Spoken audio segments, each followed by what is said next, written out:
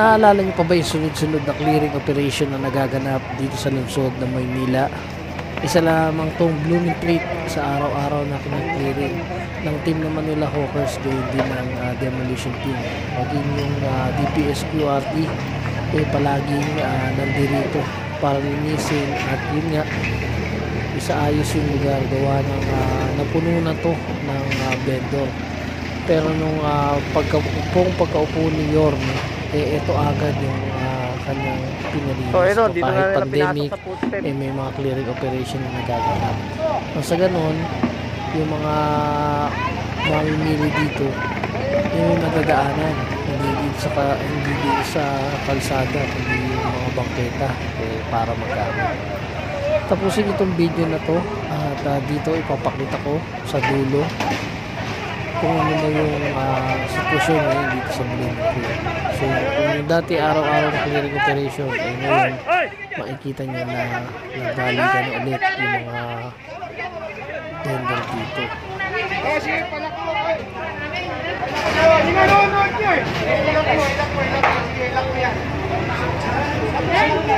Ito, yung mga iba dito paninda. Hindi na sinukuha.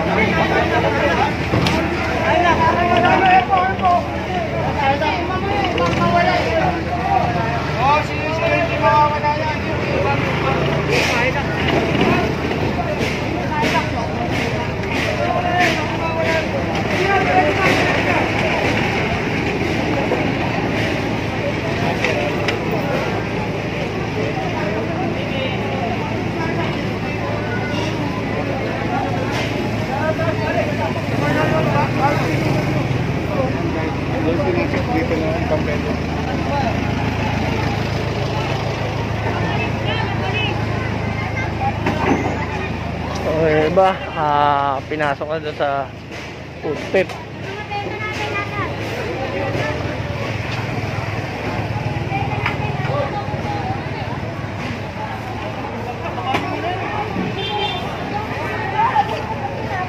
Okay, dyan na ito.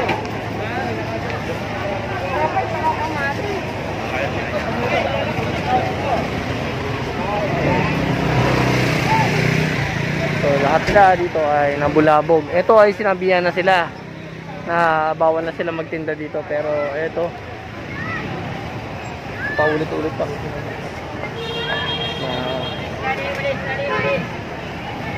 So iba, pinanonood lang.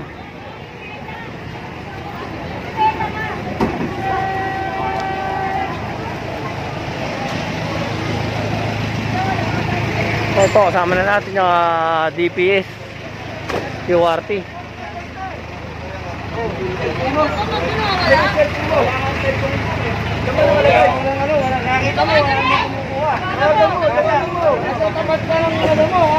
Walang gumagalaw niyan. Ang dami na kanina. Ay, doon? Ang dami na kalatayin kayo.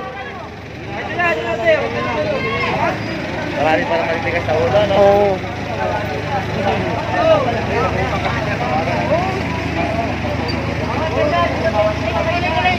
So, ito yung mga ibang paninda nga pinasok na dito sa footstep. At ayun, pinalabas na lang para ilipat kasi hindi naman talaga sila dito nakapwesto.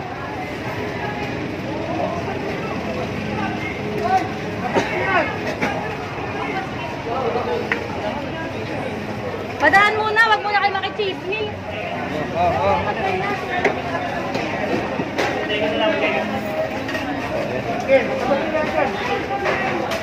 So, hanggang doon sa loob ay ibinodega na nila. Ay, sorry.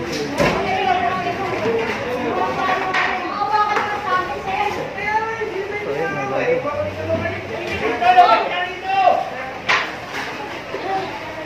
Ano ko mama, hindi nga sa akin.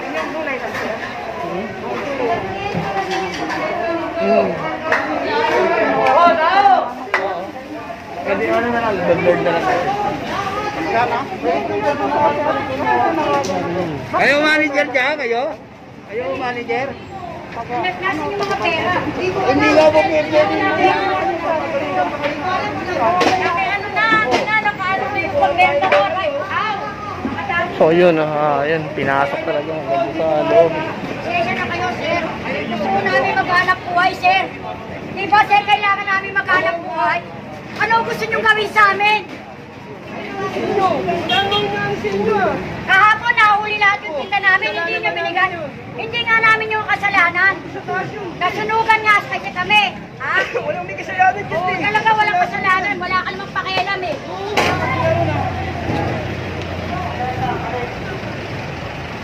So ito kanina nakuha na natin to, di parang wala lang silang ginagawa dito, nakatambay lang. So ngayon, hahakutin na yan lahat. Palabas dito na sila lahat nagsiksikan sa may Oroqueta Street. Yo, what's up?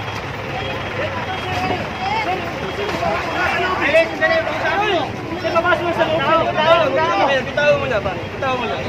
O sige. Bot! Bot! Ay, try ko. Bitaw mo na,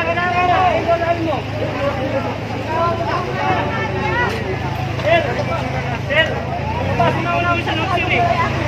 Sir, papasok na ulit sa loob. Ito kasi kanina, di ba, nakita niyo doon sa video na nagkakagulo na doon. Pero sila ay kampante pa rin dito na parang wala silang iniintindi, na parang hindi sila uhulihin. So ito lahat hahakutin na.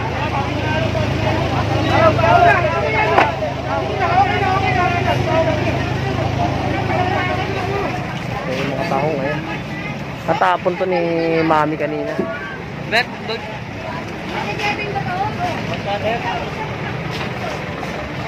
Ito na, ito na.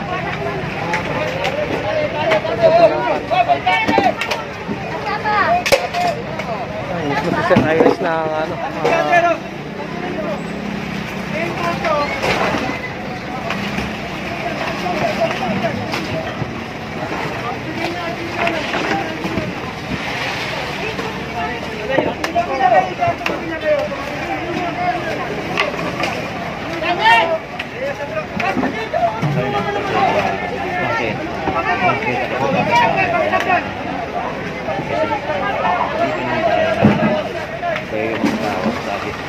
Sabi na kayo dyan! Sabi na kayo! Magkamalang tayo!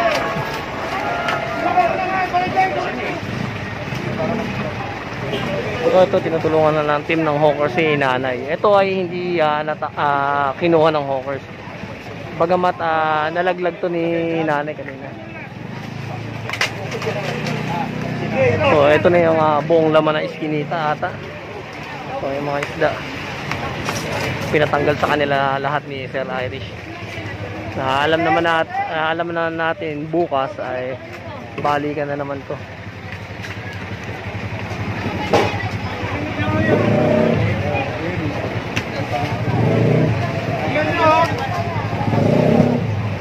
So itong iskinita na to ay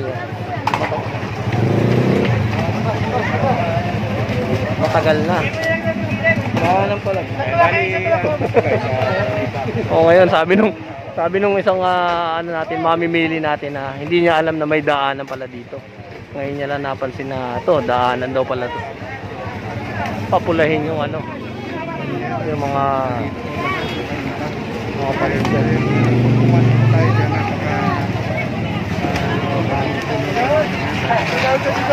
Sa may tsura.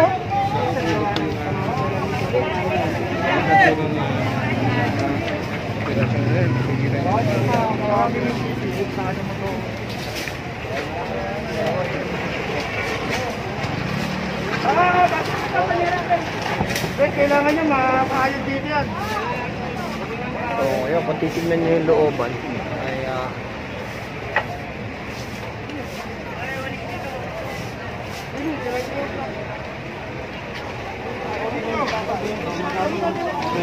alisin nyo na. Siguro yan, papasok yan hanggang dyan. Alisin nyo na yan dyan.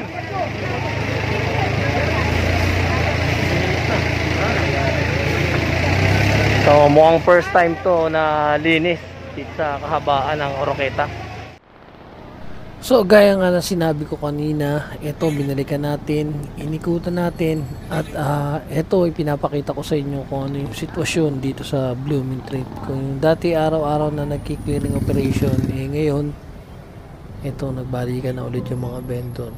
So kayo na umusga kung ano ba mas gusto nyo, yung may clearing operation o yung wala na kagaya nito.